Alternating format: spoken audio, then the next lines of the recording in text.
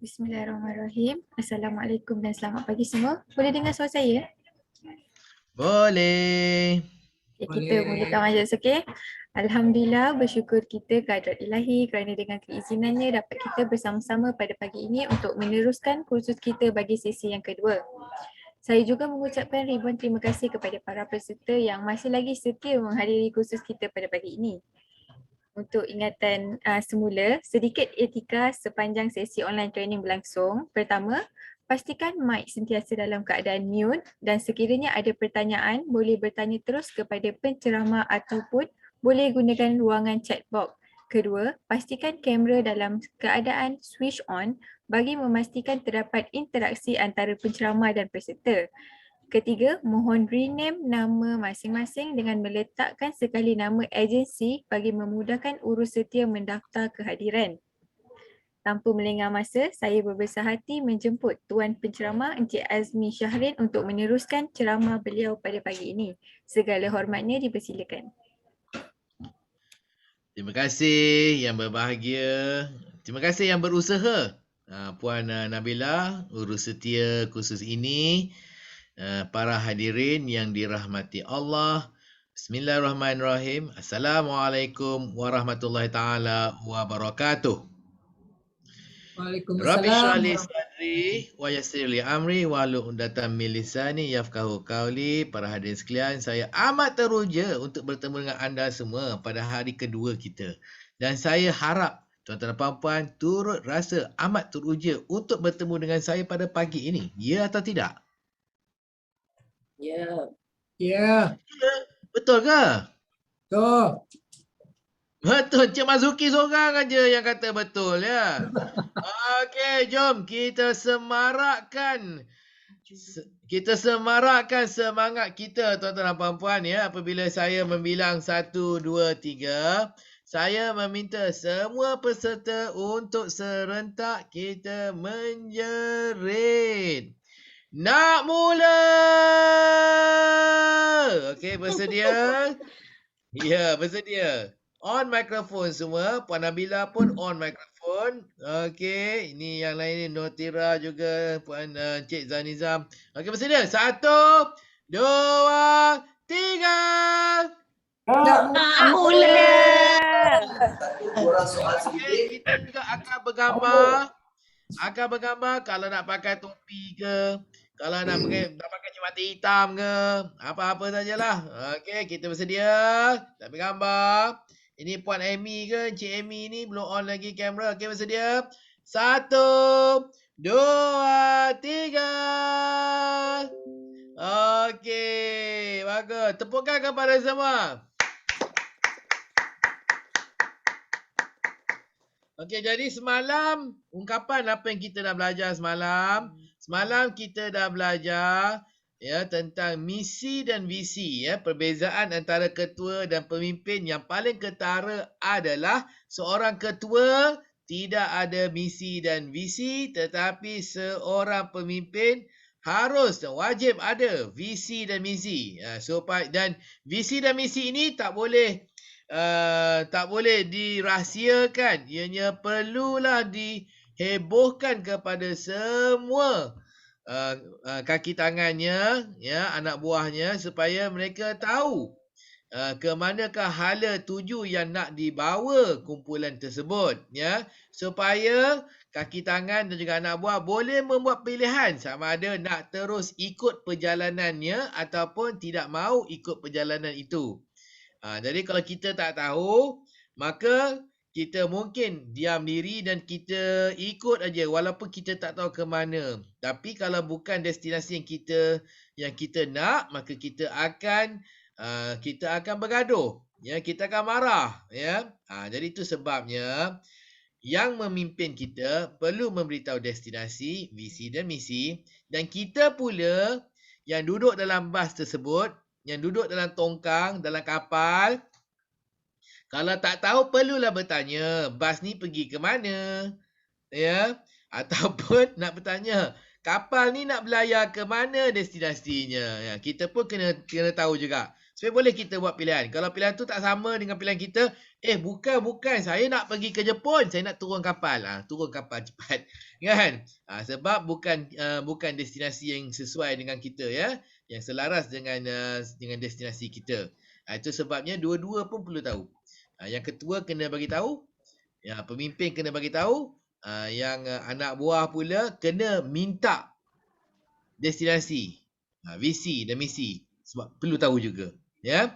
Jadi kalau kita dah tahu apakah visi dan misi, kemudiannya kita pun setuju, maka kita perlulah buat yang terbaik dengan penuh kesungguhan untuk membantu pemimpin kita sampai ke destinasinya. Sekali lagi, visi dan misi tersebut, ya. Kalau kita tak setuju, turun kapal. Ya, kalau tak setuju, turun kapal. Cari kapal lain. Itu je. Ya, kerana kalau kita tak setuju, kita tetap bersama dalam kapal yang destinasinya tak sama dengan kita, maka kita akan pasti tidak buat sungguh-sungguh. Kita mungkin akan menjadi anasir subversif. Anasir subversif itu maksudnya macam api dalam sekam. Ya, maksudnya kita akan melawan secara lantang atau secara diam. Kita akan melawan kerana kita nak tukar destinasinya. Ya, tadi katakan kapal tadi nak berlayar pergi ke India. Kita nak berlayar pergi ke Jepun. Kalau kita tak tukar kapal, maka kita akan berada dalam kapal yang akan berlayar ke India, bukannya ke Jepun. Kalau Jepun adalah destinasi kita. Jadi apa kita akan buat? Kita akan berlawan. Kat dalam tu kita akan mula menghasut, memujuk, nak tukar haluan, nak pergi ke Jepun. Tak? Ya? Ini yang berlakunya, kita tak mendayung haluan yang sama. Ya? Tapi kalau kita dah tahu destinasinya mana, nak pergi ke India, maka kita pun setuju, itu pun destinasi kita, maka kita dayunglah sama-sama sampai ke destinasi itu. Okey? Kalau bukan destinasi kita, jangan berlawan. Turun kapal. Turun kapal. Cari kapal yang akan berlayar ke Jepun. Pasti ada kapal yang nak berlayar ke Jepun, kan? Jadi tiada paksaan. Kan? Jadi kita perlulah mencari pemimpin yang serasi. Ketua pula, pemimpin pula perlulah memberitahu apakah matlamat, visi dan misi supaya pengikutnya boleh membuat keputusan nak turut serta atau tidak dalam perjalanan dan penggambaraan tersebut. Ya, okey. Jadi kita dah tahu dah pentingnya ada visi dan misi. Kemudian ni kita dah lihat pula visi itu adalah destinasi ataupun matlamat akhir tujuannya, dan kemudiannya misi merupakan cara dan kaedah untuk sampai ke tempat itu. Ya, misi adalah cara dan kaedah untuk mencapai matlamat. Ya, itu bezanya visi dan juga misi. Jadi kita dah lihat dah semalam daripada visi dan misi induk kita KPLB. Kemudiannya kita dah lihat pula visi dan misi pecahan agensi-agensi infra, Jakwa, lagi apa lagi? Kemas, kan? Jadi kita dah lihat dah. Jadi setiap agensi ada bezanya. Ada beza bidangnya, dan bidangnya ditentukan oleh visinya dan misinya. Okey, itu sebabnya ada perbezaan antara Kemas, Infra dan juga Jakwa. Okey? Dan kemudiannya pula dalam sesebuah agensi ada pecahan-pecahannya lagi, pecahan jabatan kewangan, pecahan jabatan sumber manusia, pecahan jabatan operasi. Ya. Itu pecahan utamalah. Yang tiga ni. Kalau IT ada lagi pecahan bahagian IT ataupun jabatan IT. Itu pecahan dalam agensi. Dalam bahagian tersebut ada pecahan lagi. Ada pecahan lagi. Contohnya kalau kewangan ada pecahan. Pecahannya apa? Pembayaran, unit pembayaran. Okey, dan juga unit penerimaan, kan? Jadi pembayaran dan juga penerimaan, dah dua dah berbeza, kan? Dalam HR pula ada lagi pecahan dia. Pecahan dia dalam mungkin ada unit penggajian, mungkin ada unit rekod kaki tangan. Jadi ada pecahannya lagi. Okey? Jadi anda saya saya menduga, membuat andaian ya, yang anda semua pada peringkat ini telah menjawat jawatan sekurangnya ketua unit ya. Jadi adakah anda semua ketua unit? Encik Helmi ketua unit ke? Okey, Encik Helmi ketua unit apa dalam kemas? Unit apa? Tak dengar Encik Helmi?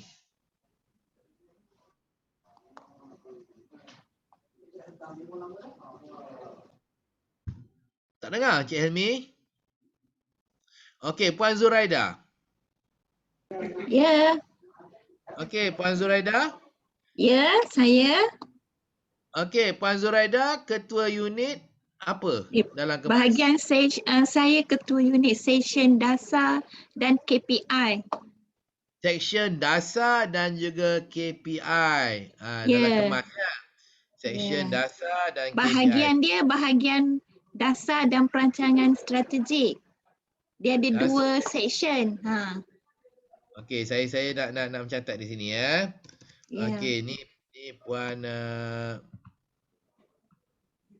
Zuraida ya. Saya tulis dulu Ya. Puan Zuraida kemas. Okey, ketua unit. Ketua unit ke ketua seksyen? Ketua session. Ketua Ketua seksyen session. ya. Okey, ketua seksyen. Dasar dan KPI. Dasar dan KPI. Okey. Dasar dan KPI. Dasar dan KPI. Okey. Ni dalam bahagian apa ni? Bahagian dasar dan perancangan strategik kemas. Dasar dan perancangan strategik. Okey. Seterusnya, saya tanya pula. Encik Ahmad Mazuki?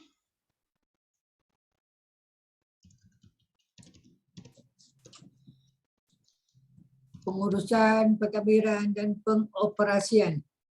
Semua pulun. Apa ketua seksyen, ketua unit ni? Tak ada, semua unit lah. Semua dijaga. Pentadbiran dan operasi.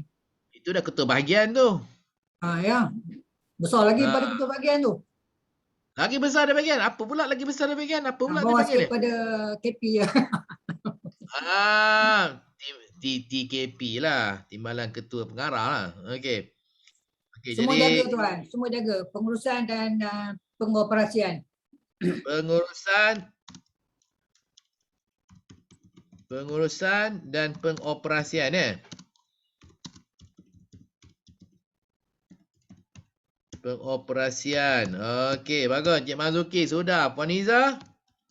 Puan Iza daripada Kemas. Bahagian apa ni? Assalamualaikum Tuan. Saya Kemas Daerah Muar, pegawai Kemas Daerah Muar. Apa tu? Pengarah Ketua, Pegawai Kemas, ketua di daerah lah. Ketua di daerah. Ketua pejabat daerah lah. Pejabat Kemas Daerah Muar. Ketua pejabat kemas daerah. Ini jatuh bawah mana? Bawah bahagian operasi ke apa ni sebenarnya? Management, bawah SMP lah, bawah pengurusan. Tapi dia cover semua operasi di dalam daerah lah, termasuk operasi dan pengurusan. Tapi kalau betul-betul di dalam kemas tu sendiri, dia di bawah sektor pengurusan. Okey, bagus. Terima kasih. Ni saya tanya pula Encik Frankie. Sambil saya menulis ya, Encik Frankie pula. Apa tu? Apa jawatan Encik Frankie? Ketua apa ni? Ketua unit latihan dan penyelidikan. Ketua unit latihan dan pendidikan. Okey. Sarawak. Ketua unit ya. Ketua unit latihan dan penyelidikan. Ya. Latihan dan penyelidikan.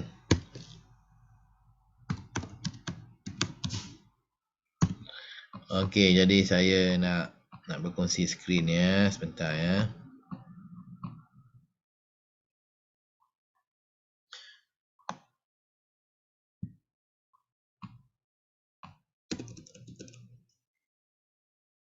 Okey, jadi kalau kita lihat skrin di sini.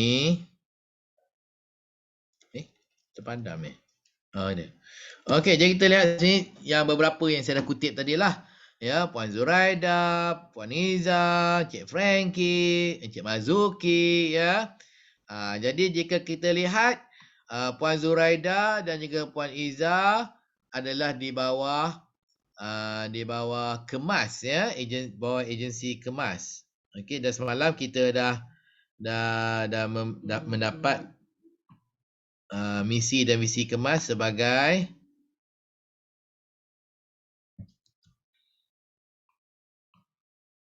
okey, jadi Kemas ni, visi dan misi Kemas adalah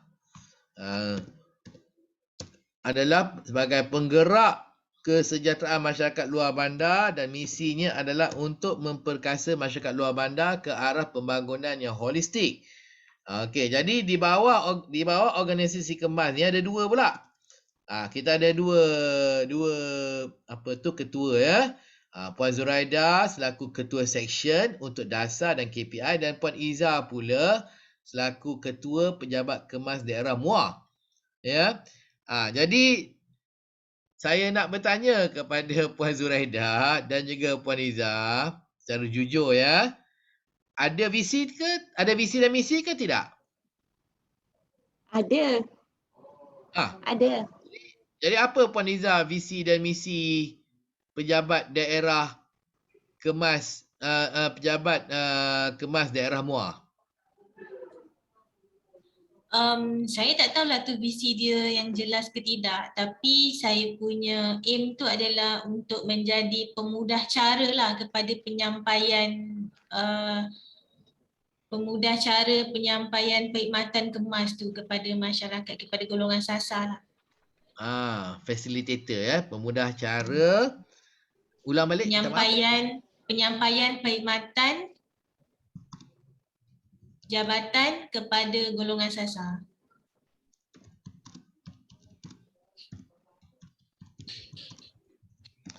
Jadi ini adalah visi pejabat daerah Muar, kan. Saya nak tanya, adakah semua pejabat-pejabat daerah Kemas mempunyai visi yang sama atau lain? Ini khusus yang Puan Iza telah olahkan untuk pejabat Kemas daerah Muar. Kita tak ditetapkan visi untuk setiap pejabat Kemas daerah lah, tapi saya rasa kita semua aim kepada vision yang sama lah. Mungkin cuma kaedah pelaksanaan berbeza, tapi visionnya yang sama lah. Bukan maksud sama. Maksudnya, ya, tidak ditetapkan visi yang sekata, yang sama untuk semua pejabat daerah, terpulang kepada ketuanya lah. Ya, dan jadi ada perbezaan lah, kan. Ada perbezaan, dan juga satu perbezaan. Lepas tu ada yang tak ada. Sudah pasti, betul tak? Ya, dah pasti, mesti ada yang ada yang tak ada. Lepas tu yang ada tak sekata. Okey, bagus. Jadi kita dah tahu dah. Ini yang kita akan ini membeza-bezakan antara kita dan juga ketua-ketua lain, yang membezakan pejabat daerah Muar dan juga pejabat-pejabat daerah yang lain, ya. Okey, lepas tu kalau dikatakan itu adalah visinya sebagai pejabat daerah Kemas Muar sebagai pemudah cara penyampaian perkhidmatan jabatan kepada golongan sasar, maka apakah misinya pula? Bagaimana caranya?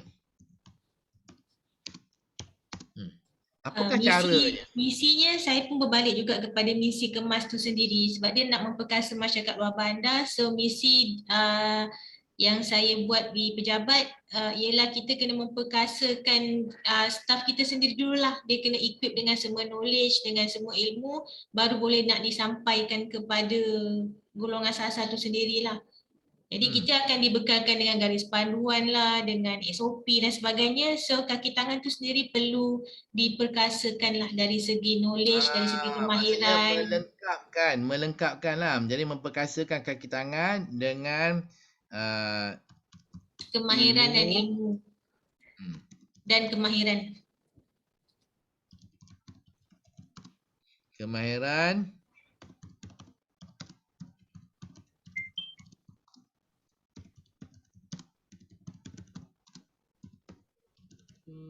Yes. Terima kasih Tuan. Kan? Ya. Jadi itu misinya. Macam mana caranya pejabat daerah MUA nak mencapai visi menjadi pemudah cara penyampaian perkhidmatan jabatan kepada golongan sasar. Cara dia kita nak memperkasakan semua kaki tangan pejabat daerah MUA dengan ilmu dan kemahiran untuk menjalankan tugas dengan cekap dan berkesan. Kan? Jadi visi boleh berbeza. Kalau visi sama, misi pun mungkin berbeza. Mungkin ada seorang lagi ketua pejabat kemas, dia tak kata memperkasakan kaki tangan dengan ilmu. Tapi dia mungkin kata menggunakan data, statistik dan juga IT untuk menyampaikan perkhidmatan yang terbaik. Itu mungkin pula. Tak? Agak ada berbeza lah. Jadi kalau Puan Izzah ni lebih kepada melatih, kan? Tetapi ketua pejabat daerah yang satu lagi, dia nak gunakan data dan juga IT. Teknologi IT. Kan? Lain pula. Maksudnya dia nak tengok lah. Laporan, tengok data berapa peratus kat mana, kelompok-kelompok ni duduk mana, berapa orang. Lepas tu nak guna IT. Semua pegawai dia gunakan IT. Kan? Gunakan komputer, guna Excel dan sebagainya. Lain pula cara dia. Kan? Lain cara dia. Kan? Mungkin ada satu lagi. Mungkin ketua daerah Keluang pula, Kemas Keluang. Misi dia kata mengendalikan aktiviti dan juga acara-acara yang merapatkan kemas, pejabat daerah kemas dan masyarakat luar bandar. Itu lain pula. Jadi dia punya perkhususan tu bukan latihan kepada kaki tangan, bukan menggunakan data dan IT, tapi dengan cara buat aktiviti dengan acara, aktiviti acara sepanjang tahun. Buat aktiviti dengan acara untuk merapatkan pejabat daerah kemas Keluang dengan kelompok sasar. Itu lain pula cara dia, nampak? Tapi tetap, visi tetap sama, nampak? Visi tetap sama. Dan semua visi pejabat-pejabat daerah perlulah selaras dengan visi induk kemas.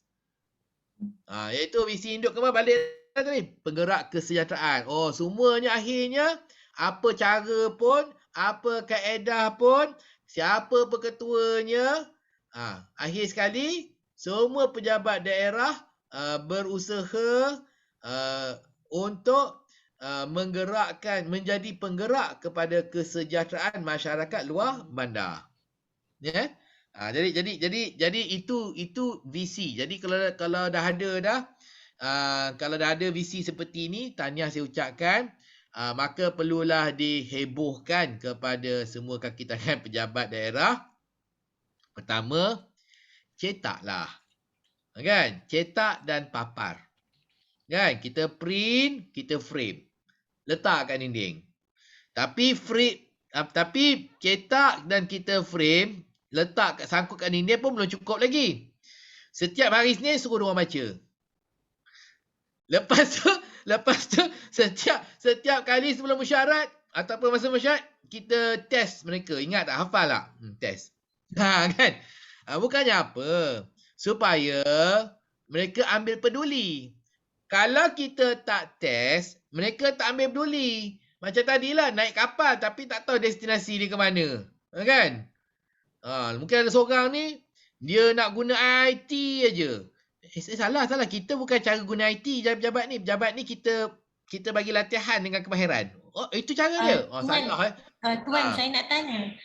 Biasanya kan kita pejabat ni, kita akan pamerkan visi, misi induk daripada jabatan. Semacam kita di daerah ni sendiri, kita tak contohnya kita tak tetapkan visi dan misi kita kan. Jadi adakah perlu untuk kita pamerkan tu ke, ataupun macam dia jadi pelik ke tak nanti kan bila orang datang tengok kenapa tiba-tiba kita ada visi-misi yang berbeza tu? Bukan pelik, hebatlah. inilah bukti kita seorang pemimpin sebab kita ada visi dan misi. Asalnya dulu agensi pun tak ada misi dan visi. Cuma kementerian ada. Tapi dah pula ketua agensi dia buat misi dan visi. Betul lah tu. Kan? Jadi turun ke bawah lagi. Setiap pejabat daerah pun patut ada. Jadi satu hari nanti kalau Puan Izzah jadi ketua agensi, pastikan semua pejabat daerah pun ada visi dan misi mereka tersendiri. Macam juga kat sekolah kita, sekolah kita pun masing-masing ada cogan kata sendiri, ada lencana sendiri. Tak salah. Tapi semuanya duduk bernaung bawah Kementerian Pendidikan. Kan? Ada lagu sekolah pun ada kan?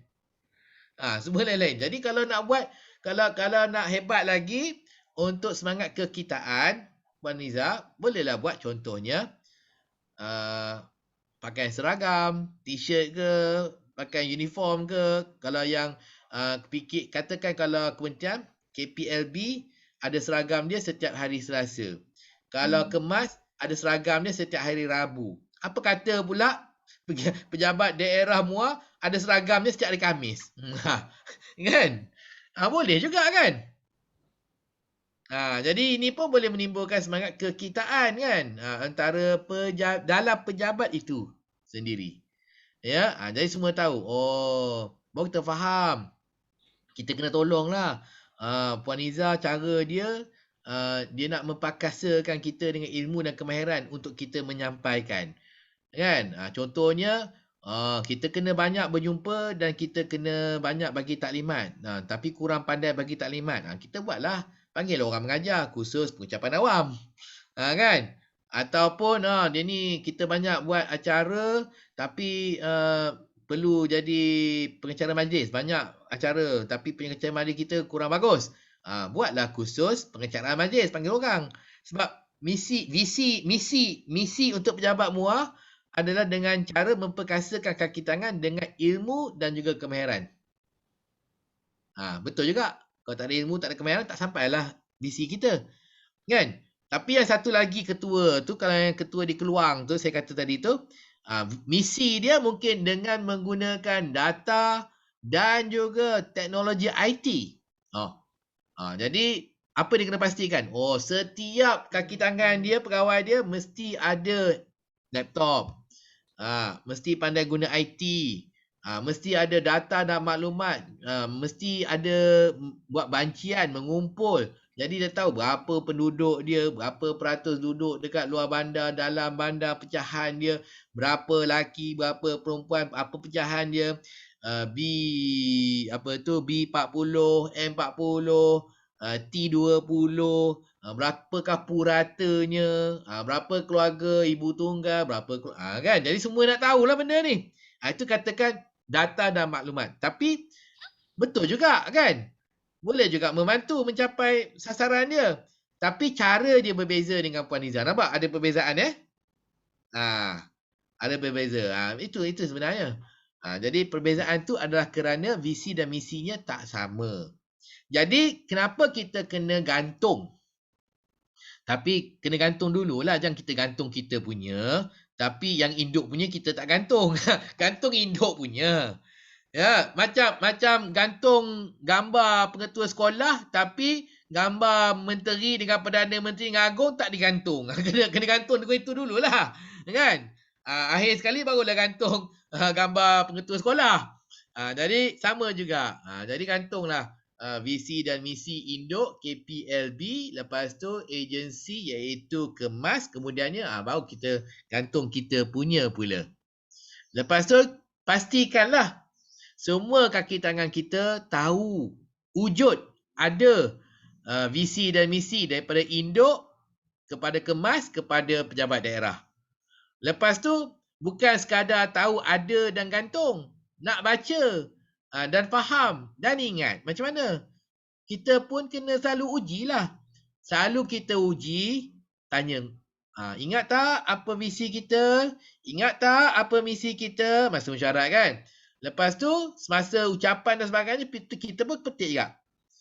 Visi pejabat daerah, visi pejabat Kemas daerah MUA adalah Sekali lagi saya ingin mengingatkan bahawa misi kita adalah kerap petik dan ingatkan. Baru dah ingat.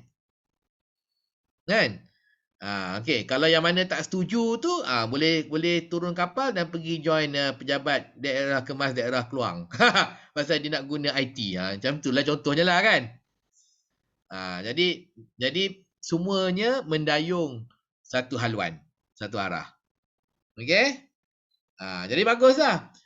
Kalau ada lagi pegawai-pegawai, mungkin ada dari daerah Muar tu ada pecah-pecahan dia lagi. Pecahan daerah Bukit Gambir, pecahan daerah Bukit Pasir, pecahan daerah apa tu dekat jabatan tu kan. Jadi mungkin kalau pecahannya ikut daerah yang begitu, bagus juga kalau pegawai-pegawai tu pun ada juga misi dia dan visinya juga untuk daerah kecil tu. Pecahan kepada daerah Muar tu kan. Kalau ada pegawai puan yang telah membentuk visi dan misinya sendiri untuk kawasan dia, contohnya kawasan Bukit Pasir, hebatlah puan. Hebat. Itu ada potensi. Kan? Walaupun dia tak ada anggota bawah dia, tetap hebat sebab dia dah mula menunjukkan ciri-ciri kepimpinan. Kan? Hebat tu. Ya. Saya jangka tak ada lah, tapi kalau ada memang hebat. Ya. Saya jangka tidak ada, tapi kalau ada memang hebat. Apa Faiza? Ada? Tak ada. Kita pun tak berapa nak ada, macam mana kita nak turunkan kepada tunjuk, bawahan. Tunjuklah contoh yang baik kan. Itu jadi itu satu contoh ya. Okey, Puan Zuraida. Puan Zuraida, ketua seksyen dasar dan KPI. Jadi apakah visi seksyen dasar dan KPI? Okey, semalam kita Tuan dah sentuh pasal kemas, visi kemas kan, penggerak kesejahteraan masyarakat luar bandar dan Ya, misi memperkasa masyarakat luar bandar ke arah pembangunan holistik. Okey, di Ya. sebalik untuk mencapai misi tu, kemas mempunyai 5 teras strategik, iaitu mendaya upaya kepimpinan, memastikan pencapaian keberhasilan, memantapkan kapasiti organisasi, merangsang pelibatan rakyat dan seterusnya menerapkan nilai-nilai murni. Okey, saya berada di seksyen dasar dan KPI. Jadi saya punya visinya adalah memastikan pencapaian keberhasilan. Penghasilan ya, betul. Dan di samping tu juga memantapkan kapasiti organisasi. Maknanya Mencapai, visi yang sama tu tak macam ni mengukur, Tuan. merekod. Ya. Jadi kita ni dalam Jabatan Dasar dan KPI ni bukan kita melaksana, kita hanya merekod, mengumpul, merekod dan melapor lah kan? Ya. Jadi maksudnya apa visinya sekarang? Macam Merekod, mana nak cakap, melapor. dia tak ada direct visi di bahagian session ni Tuan. Sebab dia Maksudnya lebih belum, maksudnya bergantung, kabur lagi lah. Itu yang kita kena buat ni. dia bergantung bergerak mengikut visi asal kemas tu, bergerak kesejahteraan masyarakat luar bandar. Betul. Ya. Jadi diwujudkan seksyen dasar dan KPI ya, untuk membantu kemas melaksana visi penggerak kesejahteraan masyarakat luar bandar, betul. Ya. Tapi saya pun faham, kemas banyak program dan juga banyak kaki tangan, masing-masing ada KPI, program pun ada KPI. Jadi kena diadakan jabatan seksyen dasar dan KPI ini untuk mengumpul dan menyelaras juga key performance menyelaras. indicator jabatan. Mungkin juga bahagian melaras, saya. mengumpul, melapor lah. Menyelaras key performance indicator jabatan. Okey, boleh juga melaras. Tapi kita tak sebut tu sebagai VC lah, VC section lah sebenarnya. VC section tu macam mana saya nak cakap ya? Tak disebut sebagai VC. VC hanya satu saja. VC dan misi tu hanya satu je. Yang utama tu saja. Betul, betul. Yang utama Ah. tu. Tapi itu saya kata, baik kita adakan satu visi dan misi untuk mewujudkan satu identiti bagi section. Dan bukannya visi itu bercanggah. Visi itu selaras. Jadi ada pengkhususan. Jadi orang tahu, oh, jadi visi kita ni ya adalah untuk melaras. Menyelaras. Sebenarnya menyelaras ni jatuh pada misi. Okey. Jatuh pada visi dah. Okey. Mungkin membekal maklumat. Okey, membekal Membekal maklumat ataupun membekal perangkaan ataupun mengukur keberkesanan. Begitulah, bukan macam itulah. Menjadi pembekal maklumat KPI. Tuan, ini adalah KPI Jabatan Kemas. Saya baru update tadi untuk Oktober 2021. Dia punya Jadi, prestasi. Menyelaras. Menjadi penyelaras. Visinya adalah, tapi penyelaras ni apa? Penyelaras ni mengurus lah. Menjadi pengurus sebenarnya. Kan? Pengurus. Visinya adalah menjadi pengurus maklumat KPI.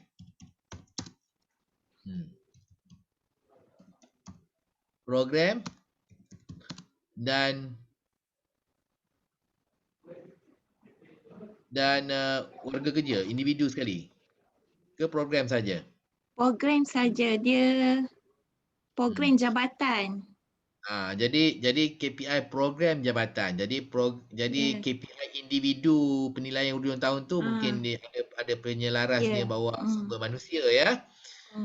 Okey, jadi visinya adalah menjadi pengurus maklumat KPI program. Jadi bagaimana caranya untuk kita mencapai visi sebagai pengurus maklumat KPI program supaya orang kenal. Oh, kita tahu dah. Itulah yang Jabatan Dasar dan KPI itu adalah pengurus maklumat KPI program-program kita. Jadi nak guna kaedah apa? Nak menggunakan teknologi? Ataupun masih guna kertas A4 lagi, mungkin kita akan guna cara lain pula. Bagaimana cara dan kaedahnya untuk kita mencapai visi kita sebagai pengurus maklumat KPI program. Jadi nak tahu tentang KPI program, tak payah pergi tempat lain. Pergi ya Jabatan Dasar dan KPI, tanya diorang. Sekarang ni mungkin sebab diorang tak tahu, bila nak tahu program tu apa, KPI mencapai matlamat tak? Tanya sini, tanya sana. Rupanya kena tanya Puan Zura. Kena tanya Jabatan Puan Zura. Bukan namun tu. Apa dia? Dia apa misinya? Misi. Saya tulis ni mungkinlah Kalau saya contoh lah. Menggunakan teknologi.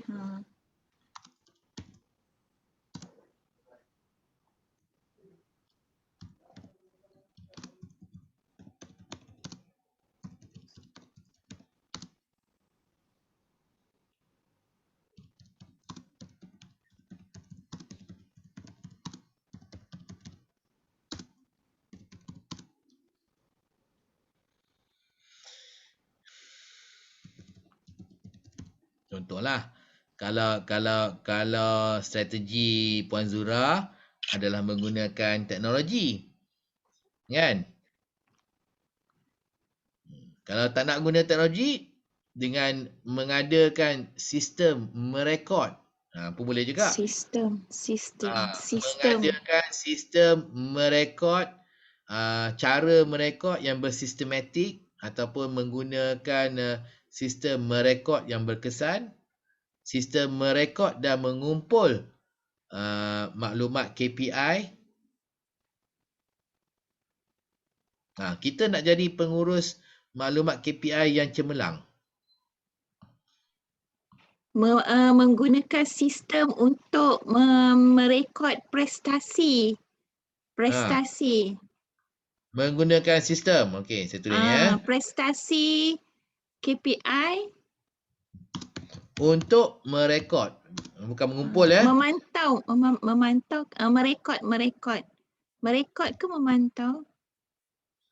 Merekod. Merekod. Sebelum merekod kena mengumpul dulu tak? Ya. Sebab sekarang ni pun dan merekod. mengumpul maklumat KPI pun kena kemas juga. Mungkin sekarang kurang kemas. Kan?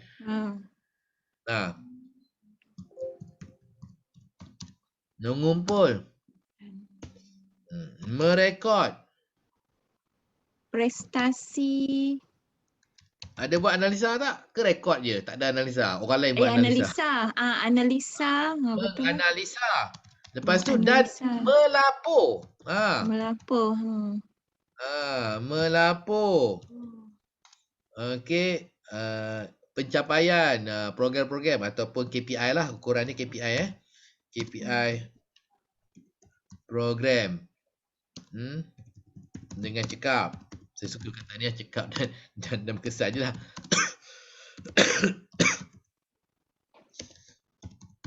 Okey. Dah. Lebih kurang lah. Kita kemaskan dekat nanti. Jadi dah ada satu visi. Visinya apa? Pengurus maklumat KPI program yang cemerlang. Hebat tu. Bagaimana cara dia? Menggunakan sistem untuk mengumpul, merekod, menganalisa dan melapor KPI program dengan cekap dan berkesan. Betul tu.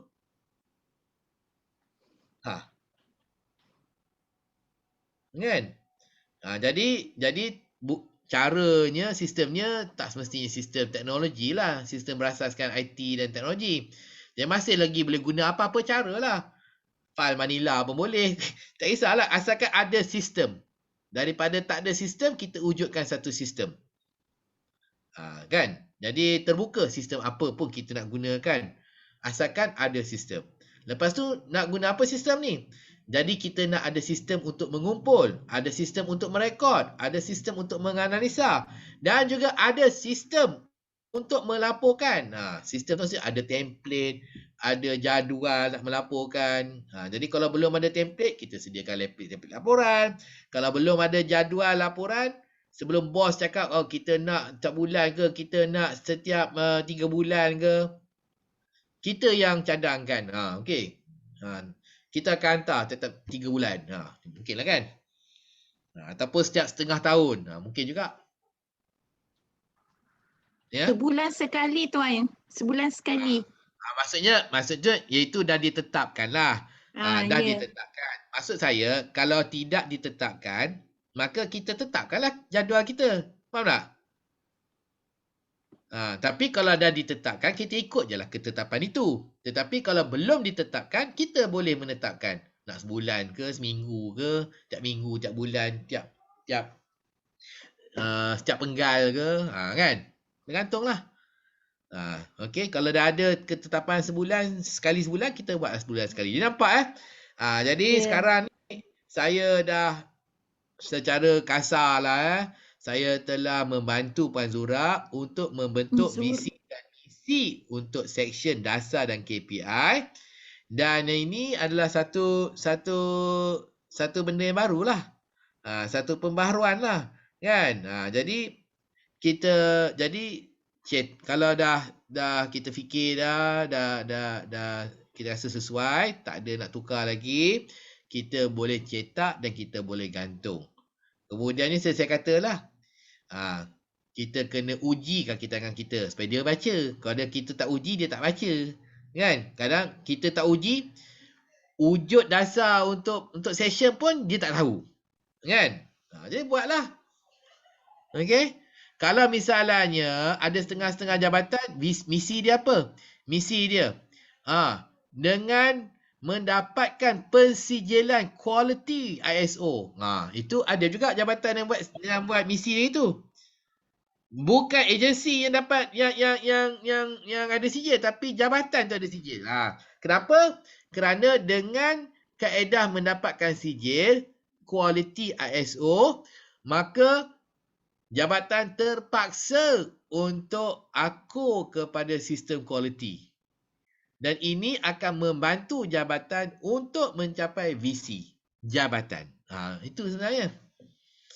Kan? Tapi kalau tak perlu ISO, tak perlulah. Kalau ada perlu ISO, itu tulis dalam misi dia. Misi dia ISO kan. Jadi inilah dasar dia. Jadi semua orang dalam jabatan puan tahu. Oh, kita ni nak kerja kita ni dalam section kita ni adalah mengumpul, merekod, menganalisa dan melapor KPI. Dia tahu dah kerja dia jelas. Jadi kalau kerja tu lain daripada yang ini, maka boleh tepis dan boleh saring dan boleh menolak lah. Ini bukan tanggungjawab kami di bawah section dasar dan KPI. Walau bagaimanapun, sebab ada permintaan untuk kami bantu nak susun pasu bunga. Okey, nanti pukul 4.30 nanti kita akan sama-sama tolong membantu. Maksudnya kita dahulukan KPI kita lah. Kan? Kita bukannya menolak terus, tak mau tolong susun pasu bunga untuk majlis petang ni, tapi kita akan turun 4.30 nanti sebab ada benda yang kita kena buat dulu. Kita belum lagi siap menganalisa laporan yang kita perlu hantar semalam. Dah lewat satu hari. Jadi ini menjadi saringan kepada tugasan-tugasan. Jadi bukan hanya kita tahu, tapi kaki tangan kita pun tahu. Jadi kalau tiba-tiba ada kaki tangan tanya, Puan Zura, ada permintaan daripada jabatan korporat, minta kami semua turun pukul 10 ni, turun nak susun pasu bunga. Puan Zura boleh ingat kan? Ingat tak apa visi dan misi section kita? Utamakan visi dan misi section kita, kemudian kita bantu. Faham Puan Zura?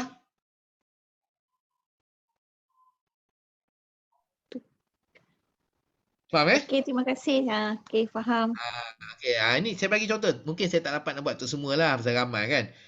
Tapi kita bentuk macam ni lah. Ya. Jadi infra pula. Infra ni Frankie. Encik Frankie. Encik Frankie adalah ketua unit latihan dan penyelidikan di infra. Okey. Jadi apakah sekarang dah ada visi dan misi ke belum? Dah ada, tapi kita ikut HQ lah. Sebab saya dekat Infra Sarawak. Ikut Infra Sarawak. Jadi boleh kita buat satu visi dan misi untuk unit Encik Frankie. Okay. Supaya semua di bawah penyeliaan Encik Frankie faham apakah misi, visi dan juga misi unit yang diketuai oleh Encik Frankie. Kan? Jadi apakah visi unit Encik Frankie? Buat masa ni memang kita masih berpegang dengan HQ ataupun ibu pejabat menjadi pusat kecemerlangan. Betul. Tapi apakah yang menjadi pengkhususan kepada unit Encik Frankie yang membantu infra sebagai agensi mencapai visi dan matlamatnya? Lebih kepada membantu ibu pejabat, terutamanya ibu pejabat dalam bidang latihan dan penyelidikan. Membantu. Kita tulis dulu. Membantu ibu pejabat supaya ataupun agar menjadi pusat kecemerlangan. Okey. Latihan dan penyelidikan. Apa kata kita tukar sikit? Pemudah cara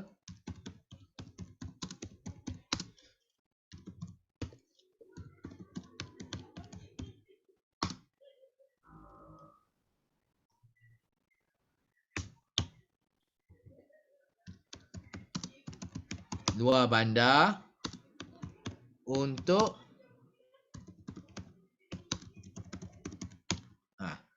jadi nampak? Jadi perkhususannya adalah Sarawak. Setidak-tidaknya kita boleh buat yang sebegini. Jadi ada had sepadannya ya, kita Sarawak. Ya. Jadi tak perlu kita nak sibukkan tentang kualiti latihan dan penyelidikan di Sabah ke, di Pahang ke. Kita fokus saja. Fokus apa? Fokus kita adalah Sarawak. Ya, membantu ibu pejabat ataupun menjadi pemudah cara latihan dan penyelidikan luar bandar untuk negeri Sarawak. Contohnya kalau ada researcher datang daripada KL nak pergi ke Sarawak, kita pergilah jemput, kita sediakan pengangkutan, kita bawa dia, kita bantu dia buat bancian dan sebagainya. Kalau dia perlukan apa-apa peralatan, komputer ke, GPS ke apa ke, kita beri, kita bekalkan. Kan? Itu maksudnya lah. Jadi pemudah cara. Memudahkan penyelidikan. Memudahkan penyelidik untuk menghasilkan satu penyelidikan luar bandar bagi negeri Sarawak yang berkualiti. Setuju atau tidak Encik Frah? Encik Frankie? Setuju Tuan. Setuju kan? Ya, Itu betul. maksud. Jadi apa misinya? Misinya macam mana? Memperkasa. Memperkasa kaki tangan. Ya, memperkasa Kaki kaki tangan tangan dengan ilmu, kemahiran dan peralatan ya untuk membantu penyelidik membuat kajian yang cemerlang. Lebih kurang lah. Boleh tukar lagi. Okey. Benda ni bukannya kita pahat kat kayu tak boleh dah terpahat salah tak boleh tukar. Jadi benda ni belum kita pahat kat kayu lagi. Belum pahat kat dinding lagi. Kita cetak je. Maksudnya bila-bila ada perubahan kita boleh tukar. Kita boleh tukar tak apa. Ya. Jadi bila orang dengar, dahsyatlah Frankie ni dekat Sarawak dia ada visi dan misi. Kita baru tahu visi dia apa? Menjadi pemudah cara latihan dan penyelidikan luar bandar untuk negeri Sarawak. Dahsyat. Apa misi dia? Memperkasa kaki tangan dengan ilmu, kemahiran dan peralatan untuk membantu penyelidik membuat kajian yang cemerlang. Dahsyat. Nampak? Bagus tak ni? Bagus ni. Jadi ubah suai supaya ianya sesuai dengan apa tu dengan situasi di pejabat negeri Sarawak saya tak tahu. Ubah suai. Lepas dah ubah suai, cetak, gantung dan hebahkan. Bagi tahu, kita dah ada dah visi dan misi untuk unit latihan dan penyelidikan negeri Sarawak. Ni, dah ada dah. Kan? Barulah cemerlang. Barulah hebat. Ini dia kata pemimpin ada visi dan misi. Walaupun dianya unit yang kecil. Jadi kita berlatih lah. Daripada tak ada unit, kita buat visi dan misi untuk diri sendiri. Lepas tu kita dah jadi ketua unit, kita buatkan visi dan misi untuk unit. Kemudiannya naik lagi untuk section, untuk bahagian. Dan kemudiannya untuk pejabat, untuk agensi. Lepas tu nanti satu hari ni mana tahu. Kita mana tahu tuah orang kat mana, tuah ayam dekat Taji kan. Mana tahu Encik Frankie nanti jadi ketua setiausaha ke? Bolehlah buat. Ingat, dulu Encik Azmi pernah ngajar dulu. Ingat visi dan misi. Okey, ni kita nak buat visi dan misi untuk Kementerian Pembangunan Luar Bandar. Dah. Betul tak? Lepas tu hantar cadangan kepada menteri mohon cadangan diterima. Kan? Okey? Saya bagi contoh-contoh ni saya bagi contoh-contoh. Jadi maksudnya jangan ingat kita ni kerdil, tidak. Anda penting. Anda penting. Kalau tak penting, tak bergeraklah agensi anda. Anda penting, unit anda penting walaupun kecil. Kan? Kalau tak penting tak adalah diwujudkan. Jadi diwujudkan unit ni sebab penting. Macam mana kita nak pastikan unit kita terus relevan dan memberi hasil yang cemerlang kepada kepimpinan atasan agensi-agensi kita. Okey, jadi itu kita dah buat dah. Encik Mazuki. Ni pengurusan dan pengoperasian. Negeri ke daerah ni? Negeri tuan. Negeri. Okey. Saya tak nak tanyalah negeri ada misi ke tak ada misi kan. Itu lain cerita lah. Tapi di bawah penyeliaan Encik Mazuki iaitu pengurusan dan pengoperasian seharusnya ada visi dan misi juga. Di negeri Apakah kita visi? visi kita memastikan segala aktiviti program yang melibatkan pembangunan insan, pembangunan fizikal dan pembangunan ekonomi dilaksanakan sebaik mungkin. Untuk Segala mencapai visi. Ya. Segala segala majlis, segala aktiviti. Segala aktiviti dan program. Segala aktiviti dan program. Aktiviti dan program. Okey, apa dia? Pembangunan insan. Program pembangunan insan macam ni. Ya. Ekonomi Okey, ekonomi. dan infra Ya. dilaksanakan.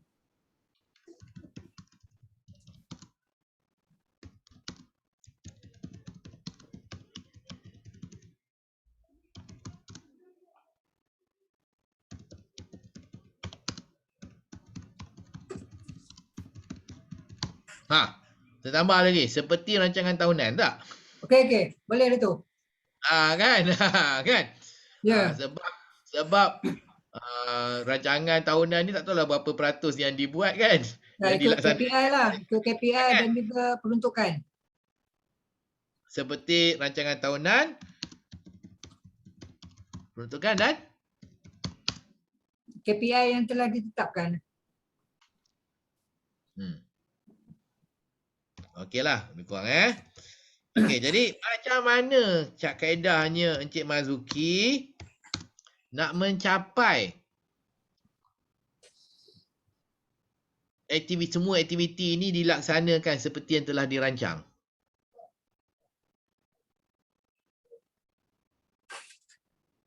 Dengan mengadakan sistem ke? Dengan memperkasakan kaki tangan ke? Minta bos saya lah bantu. Cik Suhairi. Nak gunakan kaedah apa? Mengadakan sistem ke? Apa nak kata ya? Visinya macam mana?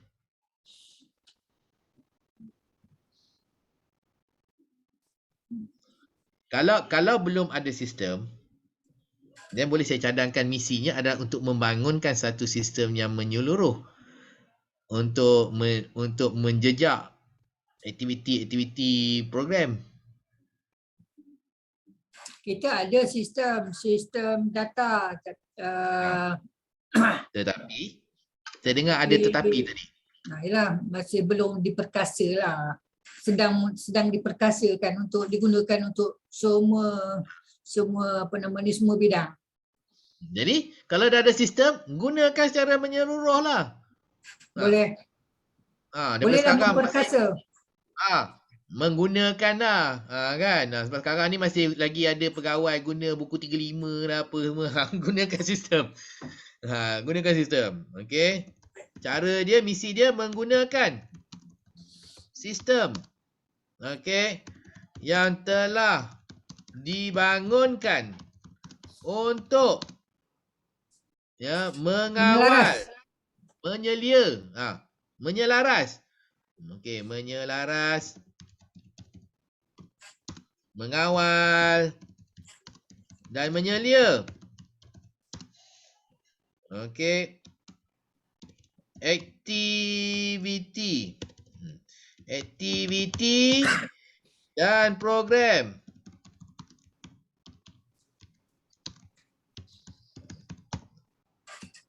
Dah cukup. Daripada tak gunakan sistem, sekarang wajib guna. Sebab misi kita menggunakan sistem yang telah dibangunkan.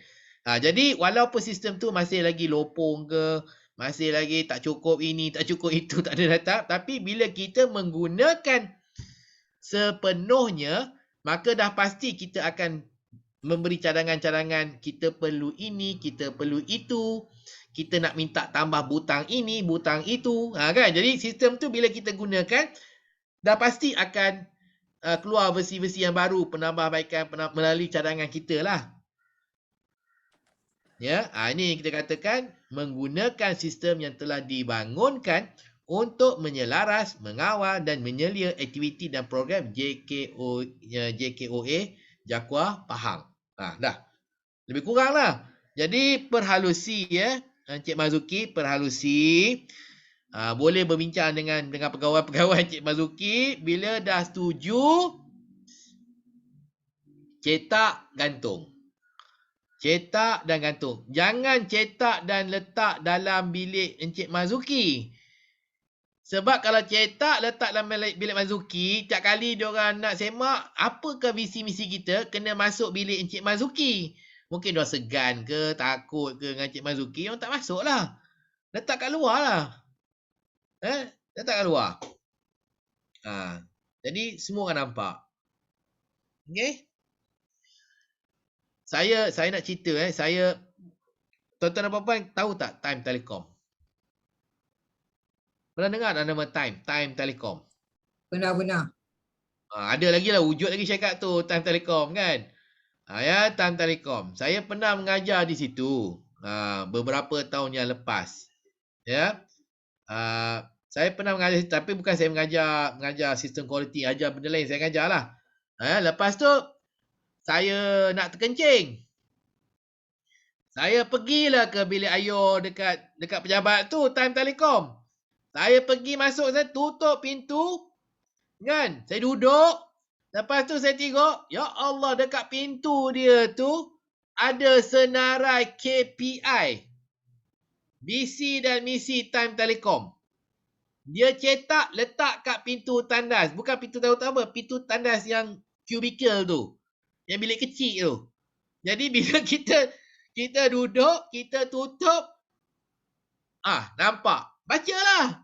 Itu mungkin cara ketua pegawai eksekutif dia nak mengingatkan semua kaki tangan dia KPI syarikat. Visi dan misi syarikat. Sebab tak boleh lari. Tak boleh lari lah sebab nak kencing, nak berak, pergi bilik air tutup, nampak. Kan? Itu akan mengingatkan kita. Itu cara dia lah. Saya bukanlah kata Encik Marzuki nanti cetak dan gantung dekat bilik ayah. Tak. Kita gantung di leher nanti tuan. Suka hatilah. Tapi pastikan ianya dibaca. Ya, pastikan ianya dibaca, difahami, diingati. Okey. Jadi ini adalah identiti dan juga satu kaedah supaya semua kaki tangan kita dalam unit, dalam section, dalam bahagian kita mendayung arah yang sama, menggunakan kayu dayung yang sama. Arah sama betul. Tapi kalau kayu dayung dia lain-lain, ada pakai motor, ada pakai kipas bot, ada pakai batang pelepah ada apa semua kan. Tak samalah dayungan dia. Kaedah pun kena sama. Tuan, saya nak tanya lagi boleh tak? Boleh. Siapa yang bertanya tu? Saya Iza. Iza. Tuan, saya nak tanyalah kan. Dia kadang-kadang kan ada satu budaya tu, macam tadi Tuan kata yang TM Telekom tu, memang dia dah budaya dia tampal dekat toilet. Time Telekom tadi kan. Dan memang budaya dia dah memang tampal kat situ jadi semua orang tahu. Tapi mungkin ada setengah jabatan ni budaya kita tu dia tak berapa agresif macam tu. Jadi bila kita tiba-tiba nak buat tu, dia akan jadi timbul satu persepsi ke, satu pandangan orang macam kita ni poyo gitulah. Jadi Tuan rasa benda tu ada ke cara yang kita kena buat tu step by step ke, ataupun kita terus zas saja buat ke, macam mana? Okay, itu individuality lah. Personality dan individuality itu adalah individuality dan juga personality ketua pegawai eksekutifnya. Ya. Jadi nama ketua pegawai eksekutifnya namanya Encik Afzal. Nah, saya pun kenal dia. Dia ni memang macam tu lah kan.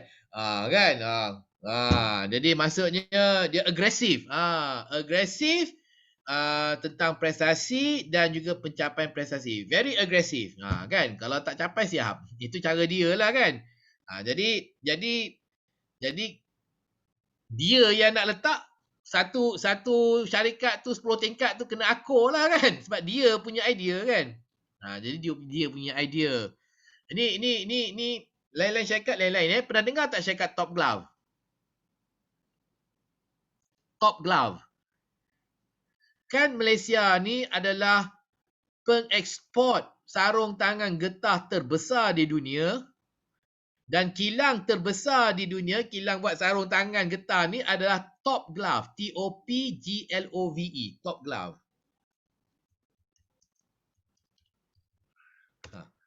Kilang dia dekat Meru ada nombor 1, nombor 2 sampai nombor 23. Ada 23 kilang dekat Meru. Satu dunia ada 45 kilang. Satu dunia termasuk Vietnam, China dan sebagainya. Besar tu. Jadi saya pun pernah pergi mengajar sana dan pergi kencing. Terkejut juga. Sebab dekat tempat kencing lelakinya, saya tak tahulah wanita macam mana. Kan? Ada notis kan? Dia soalan dia, what is the colour of your urine?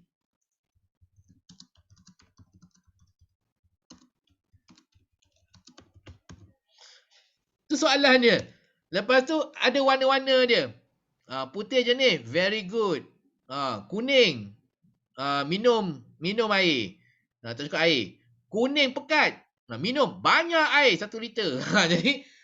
Jadi sampai begitu sekali kerana pegawai eksekutif dia amat mementingkan kesihatan. Itu dia lah. Kan? Jadi saya cuma nak katalah, jangan hairan lah. Benda pelik-pelik dah saya pernah tengok dah. Okey, jadi tak ada peliknya kalau puan nak buat apa-apa pun. Cuma budaya dia berbeza. Itu je lah kan. Jadi bergantung kepada puan. Jadi puan boleh bertanya dengan kaki tangan anggota dan pejabat daerah, apakah cara sesuai? Cara muafakat lah. Apakah cara sesuai kita nak sentiasa saling ingat mengingati tentang visi dan misi kita di pejabat daerah MUA. Kita ni special, istimewa. Dan kita ada visi dan misi kita. Berbeza dengan pejabat daerah kemas lain. Okey. Jadi secara muafakat mungkin dia apa bagi idea kan. Kita lekat kat situ lah. Kita dah kenal pasti puan. Ada 10 tempat kita nak gantung. Bagus letak 10 tempat kan. Ataupun kita nak letak dekat website kita. Letak kat website kita kalau ada website. Boleh juga kan. Jadi terpulang lah. Jadi itu secara muafakat. Kalau tak nak secara muafakat, puan pun boleh juga buat keputusan sendiri. Dan kemudiannya mengeluarkan arahan. Okey, saya nak gantung ni semua 3 tempat. Boleh juga kan. Terpulang pada puan. Ya, terpulang pada puan. Ya. Kalau puan rasa benda ni terlalu mungkin akan mendapat tentangan. Kalau puan bentang kan tak payahlah apa semua kan. Jadi tak dapat muafakat daripada kaki tangan anggota pejabat daerah MUA. Tak payahlah minta muafakat. Buatlah terus, gantung aja. Kan? Nak tunggu muafakat sampai bila pun tak ada muafakat kan. Kita nak juga kan. Jadi kita gantung je lah. Tak payah nak bersyarat, nak minta pandangan lah secara muafakat dan sebagainya. Okey. Jadi caranya bergantung terpulanglah pada puan. Okey. Kalau puan berjaya untuk membudayakan visi dan misi dalam pejabat daerah MUA, apabila puan ditukar jawatan ke pejabat daerah lain ke atau kembali ke kementerian ke atau ke ibu pejabat kemas ke kan, maksudnya dah meninggalkan tempat tu lah kan. Jadi bila 10 tahun kemudian Puan Iza kembali ke pejabat daerah MUA kan, saya harap puan akan lihat visi dan misi tergantung, tetapi tak sama dengan visi dan misi puan. Maksudnya visi dan misi tu dah bertukar kerana ianya diolah oleh pegawai daerah yang baru. Pegawai pejabat daerah yang baru.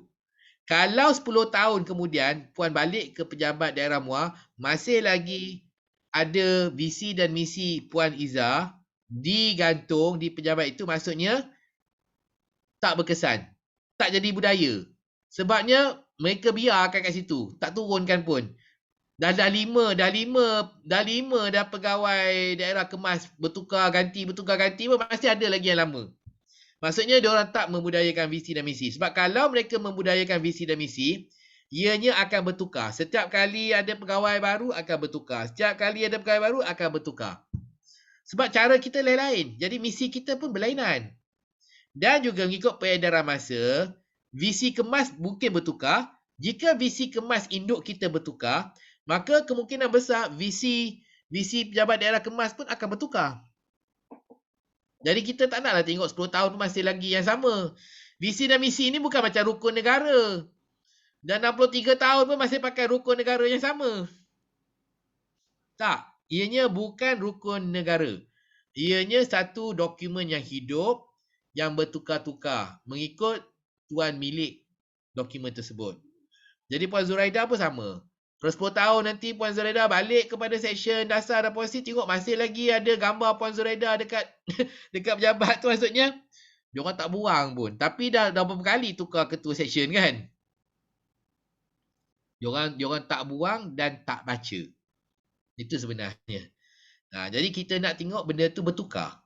Barulah kita berjaya untuk membudayakan budaya menetapkan visi dan juga misi.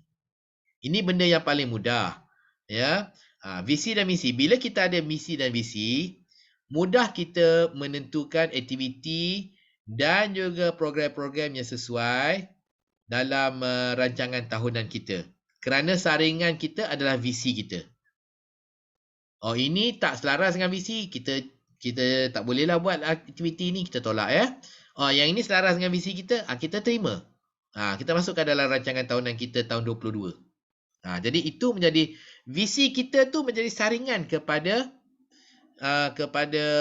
aktiviti dan program yang kita nak laksanakan dalam unit, jabatan dan juga seksyen kita. Caranya, cara pun saringannya misi kita. Ini tak kena dengan misi kita ni, kita buat cara lain. Buat cara lain tak boleh lah kita pakai. Kita ada cara kita. Melainkan kita nak tukar misi kita. Tapi kalau kita tak mau tukar misi, nak pakai kat misi yang sama, maksudnya kita perlu menolak kaedah yang tak selaras dengan misi kita.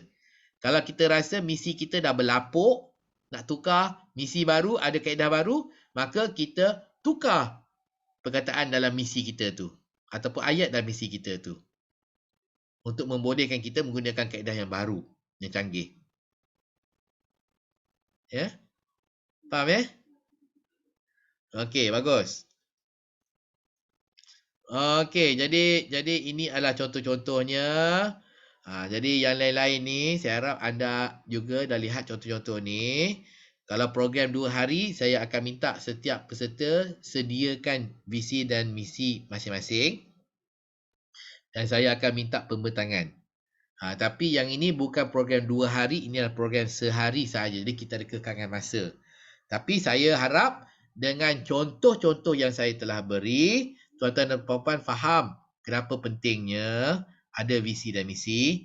Lepas tu bagaimana kita nak membentuk visi dan misi kita untuk unit kita, jabatan kita, bahagian kita, section kita dan juga agensi kita.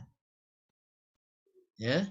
Jadi latihan ni penting sebabnya latihan ni nanti kita nak bawa. Setiap kali kita naik satu jawatan, kita bentukkan visi dan misi. Naik satu jawatan, bentuk visi dan misi. Naik satu jawatan, bentuk visi dan misi. Sampai pencen lah. Tak tahulah bila pencen tu jawatan terakhir tu kat mana, wallahualam. Kan?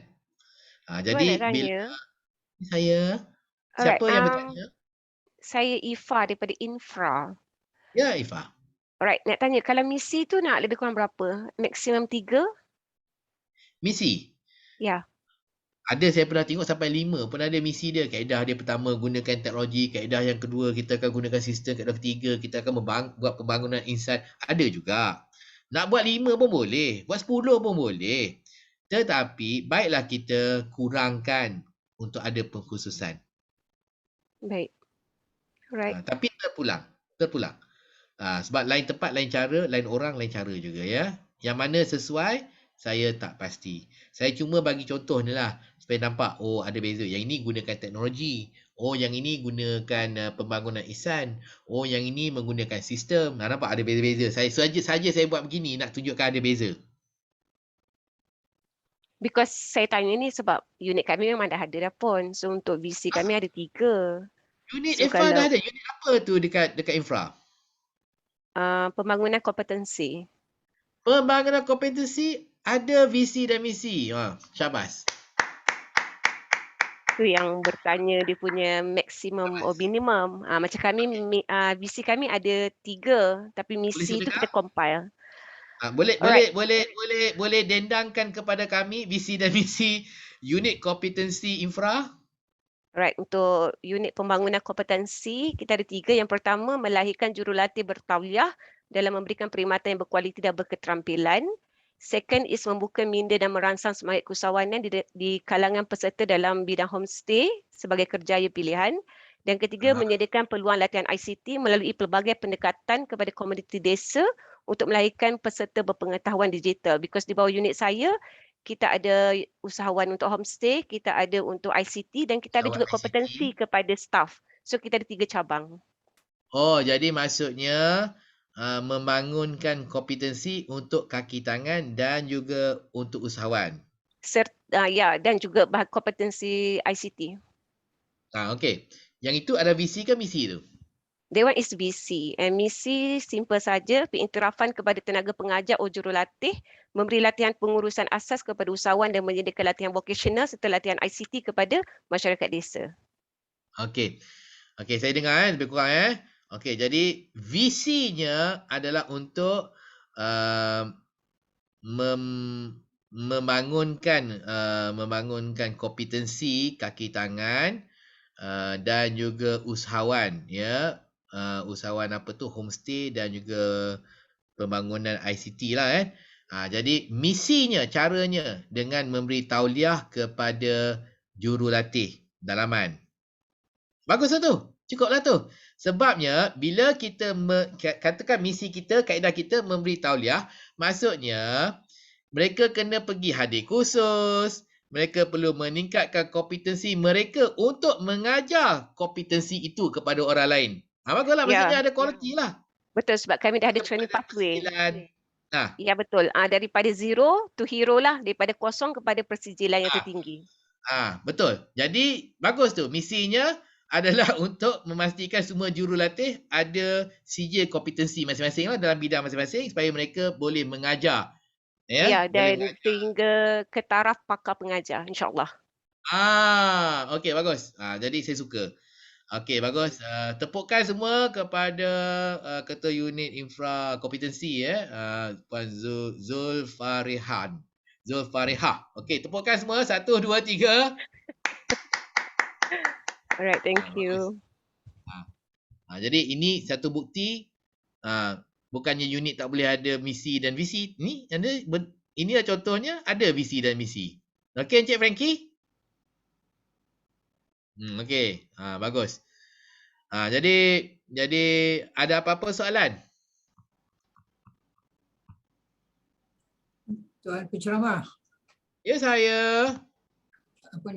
saya lihat di di jabatan ni kita juga selain daripada visi misi, dia ada juga dilengkapkan dengan objektif jabatan. So bagaimana kita nak pastikan objektif jabatan berkenaan berkait rapat dengan misi yang kita nak buat bagi mencapai visi jabatan berkenaan. Minta mohon. Objektifnya lebih kurang sama macam visi jugalah. Objektif hampir sama dengan visi. Tak boleh bercanggah. Itu je lah saya nak cakap. Jadi kalau ada objektif, kita tak perlu buat visi. Itulah visi kita. Cuma dia kata objektif, tapi sebenarnya sama. Jadi tak perlu nak buat lain. Ataupun kita nak buat dalam bahasa cantik, ayat cantik, bolehlah kita buat. Mungkin objektif tu dalam bentuk point form. Kan? Jadi kalau kita nak buat dalam bentuk perenggan, kita bolehlah gabungkan semua objektif tu dalam satu ayat yang lebih panjang lah. Itu penulisan lah. Ya, tak ada beza. Kalau salah kalau berbeza. Salah kalau berbeza. Kan? Objektif kalau Jakwa mestilah objektifnya untuk memanfaatkan orang asli. Kan? Tak bolehlah pula untuk memanfaatkan orang lain daripada orang asli. Tak boleh. Pendatang ke apa ke. Kan? So tak boleh. Tak bolehlah untuk memanfaatkan orang Rohingya. Tak boleh juga. Itu bercanggah. Ya? Okey, ada apa-apa soalan lagi? Ada apa-apa soalan lagi? Okey, kalau tidak ada soalan, terima kasih kepada semua. Okey, jadi kita akan meneruskan.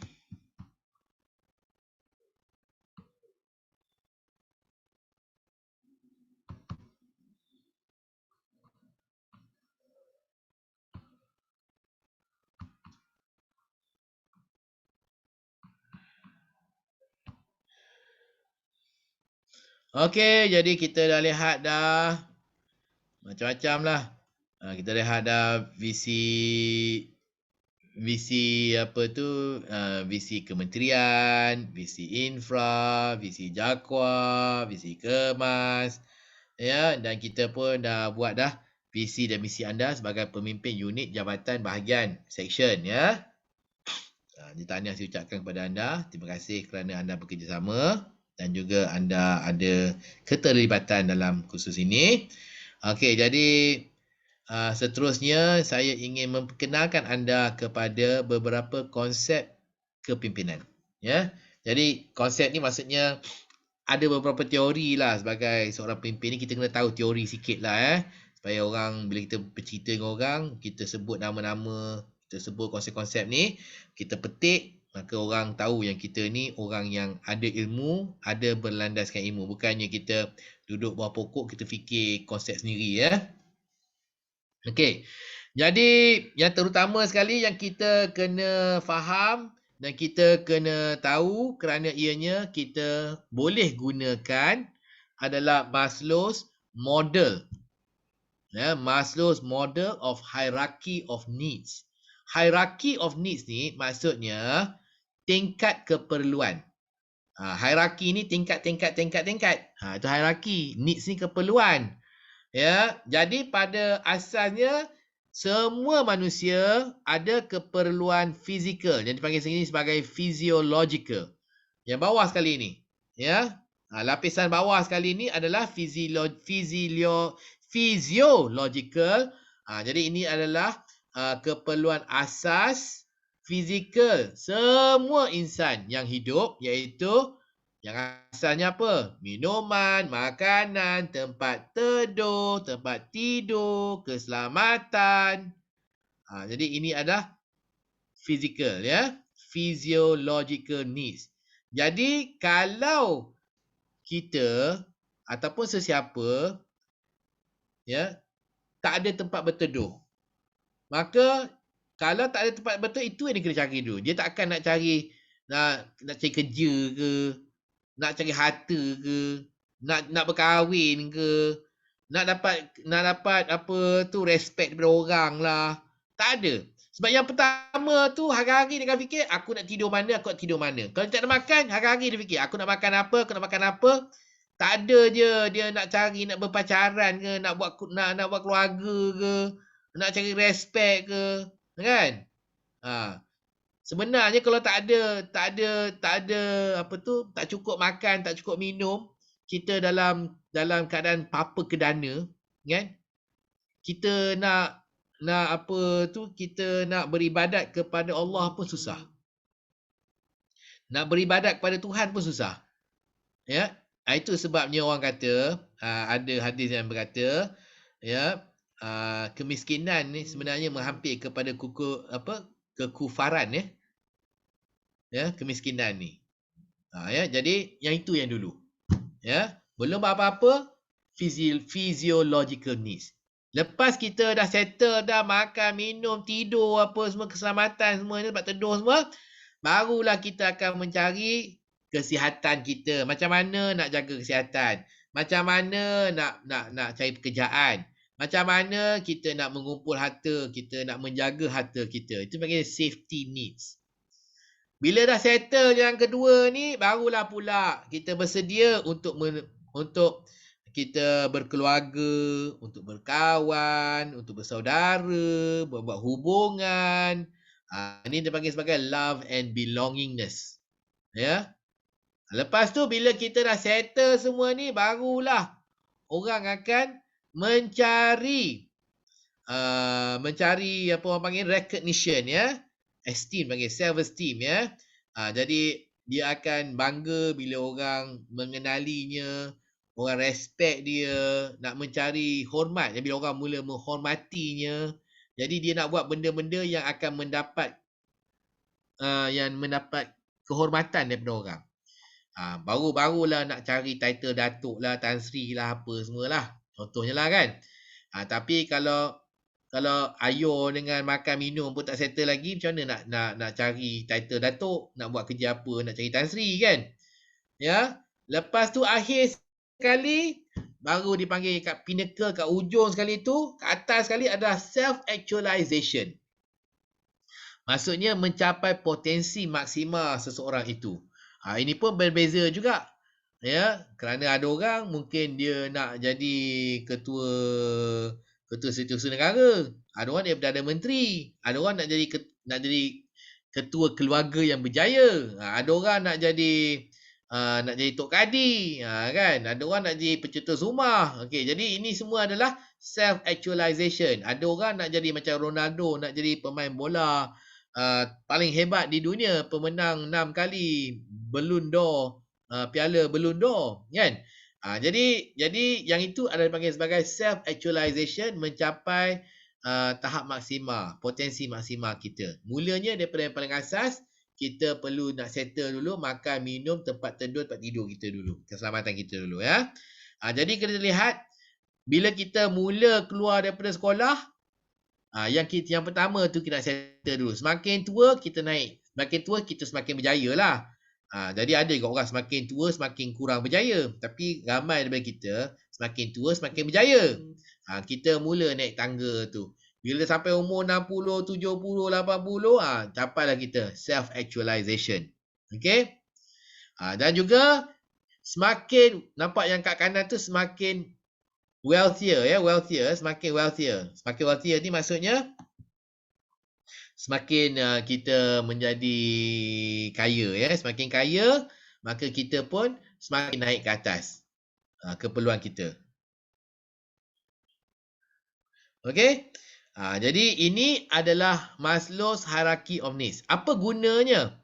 Ia berguna kerana ia membantu kita untuk memahami motivasi orang. Bila orang membuat sesuatu tindakan, kita boleh menggunakan model ini untuk memahami motivasinya. Kan? Kenapa dia tu susah betul nak cari kerja? Kenapa dia tu tak dapat nak bertahan kerja? Oh, sebab kerja tu tak penting bagi dia. Rupanya dia masih lagi kais pagi makan pagi. Dia kerja nak tunggu gaji ujung bulan tak boleh. Itu sebabnya kalau dia tak datang kerja kenapa? Dia pergi Nori Getah ke, dia pergi, itu sebab dia tak datang pejabat hari ni, dia pergi Nori Getah. Pasal Nori Getah boleh terus jual getah. Dapat duit RM3, RM3.50. 1 kilo. Okey. Jadi kita boleh memahami. Kenapa dia ni asyik nak kahwin je? Sebab dah tiba masa dia nak kahwin. Kenapa tiba masa dia nak kahwin? Sebab dia dah cukup dah makan minum, dia dah terjaga dah cukup, dia dah ada pekerjaan dah, kan? Dia pun dah ada rumah. Tiba masanya untuk untuk menubuhkan keluarga. Itu sebab asyik nak cari bini aja, cakap je asyik cari bini. Sebab dah tiba umurnya, peringkat umurnya, dan dah selesai dah yang dua tu, iaitu physiological needs dengan safety needs. Okay? Jadi semakin tua, semakin tu. Jadi kita boleh memahami. Jadi kalau kita ada staff kita yang bermasalah. Ya, kalau kita nak membantu dia menyelesaikan masalah dia, kita kena faham juga dia sekarang berada di takuk yang mana. Ya, dia sekarang berada di tahap yang mana. Contohnya, kalau dia ada satu kaki tangan kita, kan? Mungkin dia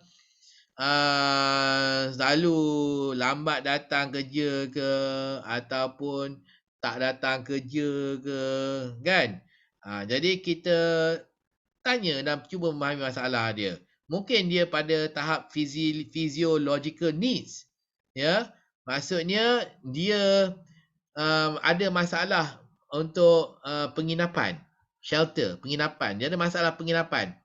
Ya, kejap ada penginapan, kejap tak ada penginapan. Jadi dia merungsingkan tu, ataupun dia keluar mencari penginapan dan nak settle benda-benda ni semua. Jadi kalau kita faham, itu masalah dia, kenapa dia selalu tuang kerja ataupun tak masuk kerja dan sebagainya.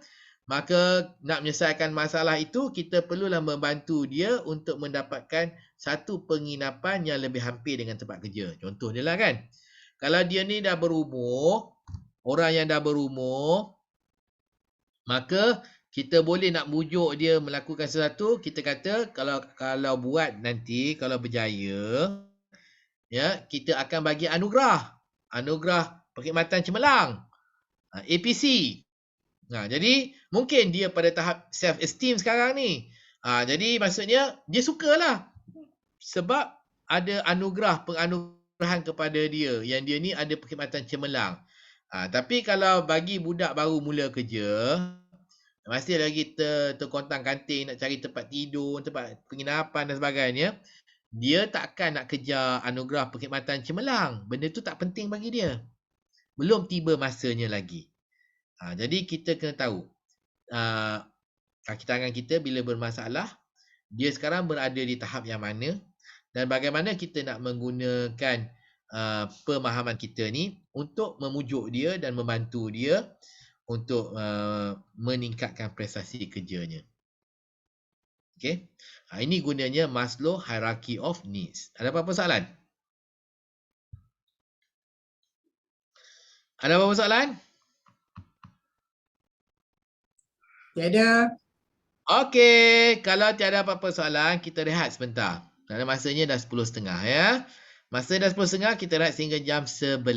Cukup masa untuk kita minum kopi, baju teh, makan biskut kering, pergi cari nasi lemak dan sebagainya ya. Okey, tapi jangan pergi jauh-jauh. Okey, jadi tuan-tuan dan puan-puan,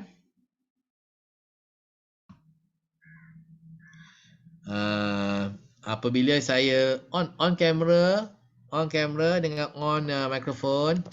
Okey, apabila saya bilang 1 2 3, ya, minta Hafiz, Aslina, Nur Atira, Nabila, Puan Zuraida, Zul Farihah, okey, dan yang lain-lain ni, Encik Mazuki dan sebagainya, kita sama-sama serentak kita menjerit nak rehat. Okey. Okey, nak rehat ya. Ini adalah keperluan fizikal, fisiologi. Okey. Kalau kita tak settle ni macam mana kita Rehat belajar? dulu. Bersedia? Nak belajar nak belajar pula. Nak rehat. Okey, bersedia? 1, 2, 3. Kita buat rehat.